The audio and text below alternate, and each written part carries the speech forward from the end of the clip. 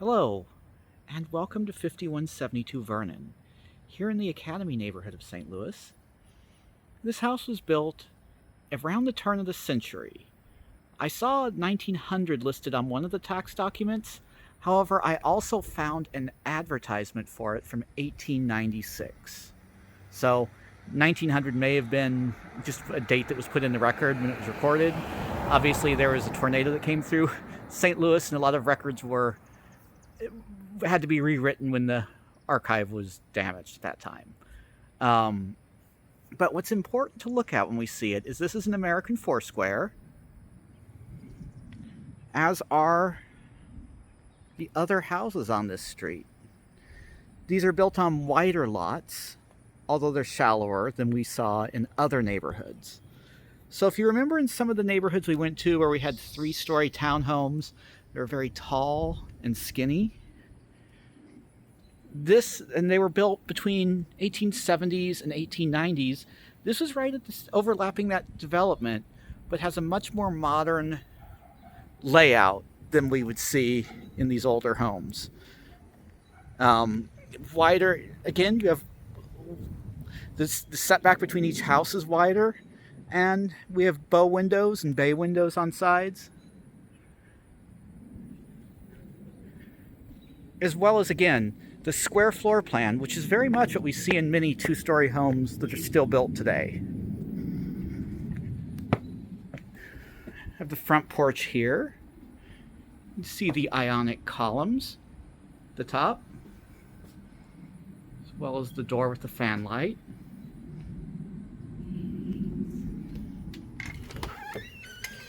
And then coming inside,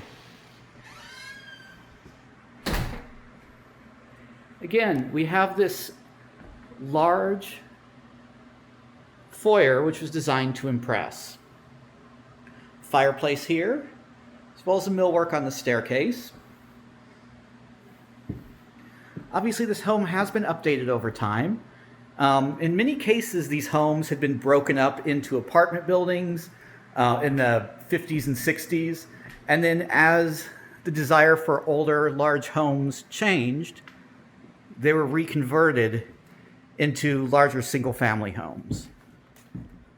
Look at that big window. The front, that's a really wide window. It's about 6 feet wide, 5.5 feet tall. Nice millwork around the top there too. That's all original.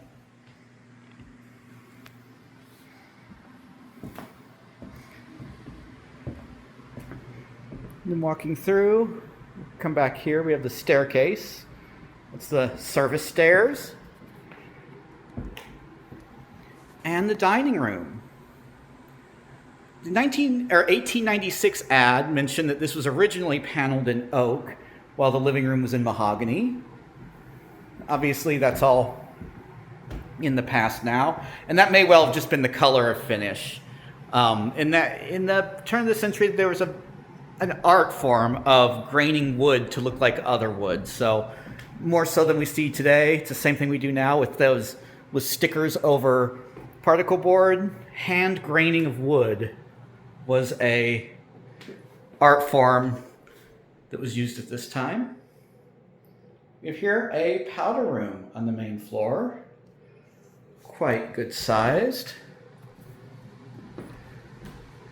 And then we walk through to the kitchen, which here is open to the dining room, and it does have automatic lights. 2x4 tile on the floor, 42-inch cabinet, and a glass backsplash, and granite countertops.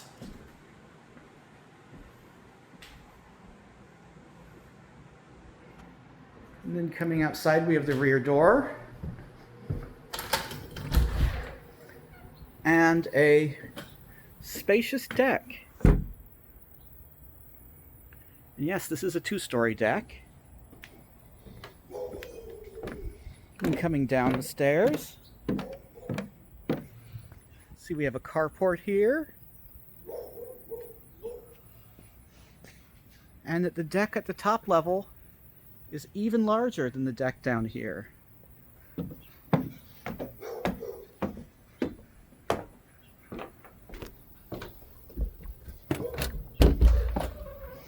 And coming back inside.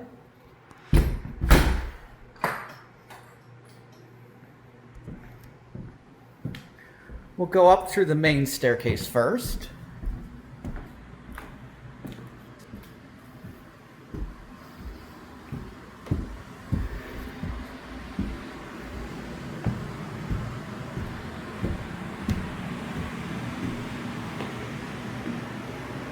And we're here at the top hallway.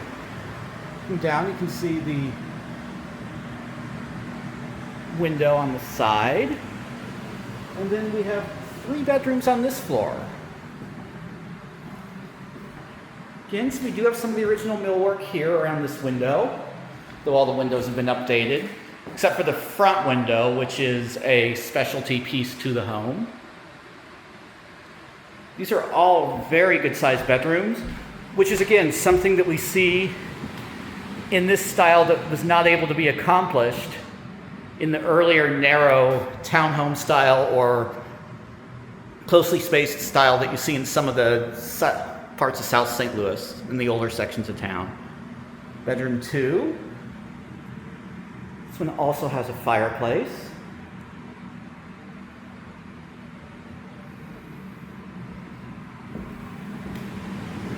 And then we have the owner's suite here, which looks like it always was designed for that because it has an even grander fireplace, as well as the bay window. Again, recessed lighting.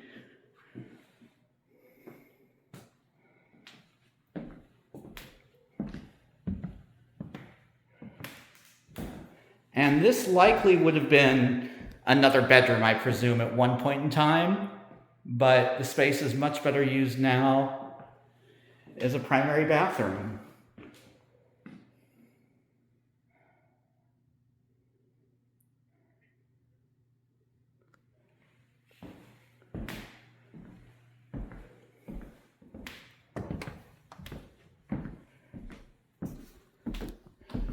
Back outside.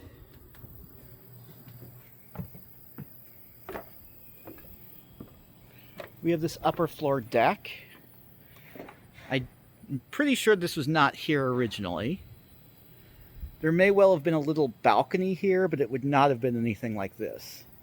This is much more what we want today rather than what people had 130 years ago. I just had to count that to figure out how old this house is.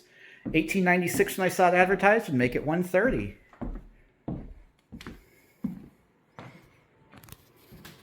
Have the main bathroom here.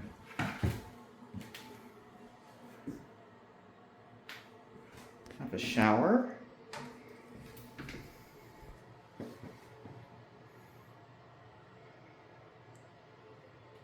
Vanity. And toilet here.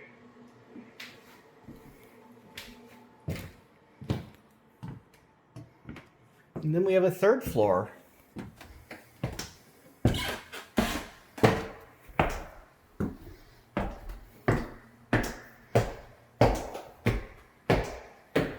So we have 3 bedrooms downstairs, and then these 2 absolutely gigantic bedrooms on the top floor. And this ceiling, even though it's built into the roof structure, is quite high. That still looks like a 9-foot ceiling there, which makes both of these rooms nicely proportioned.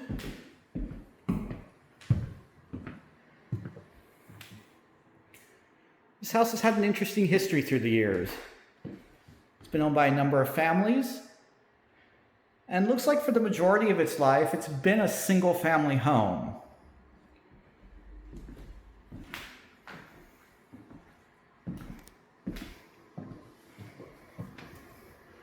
And then here, we have the third bathroom, or fourth, sorry, half bathroom on the main floor. Then we have this.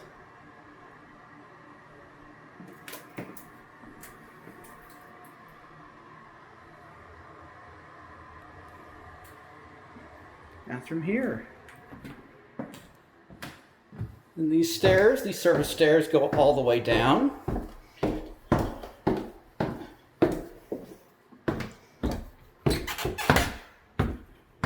Again, this would have been built as a middle-class home, probably the equivalent of a luxury tract home. It was built speculatively and was built for a family to purchase, it looked like, from the original ad.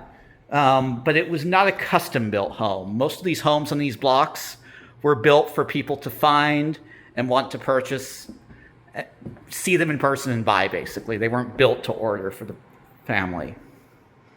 Again, it is built on a basement. Basement down here, let's do a really quick view of. It's nothing. These were not meant to be living spaces at this time.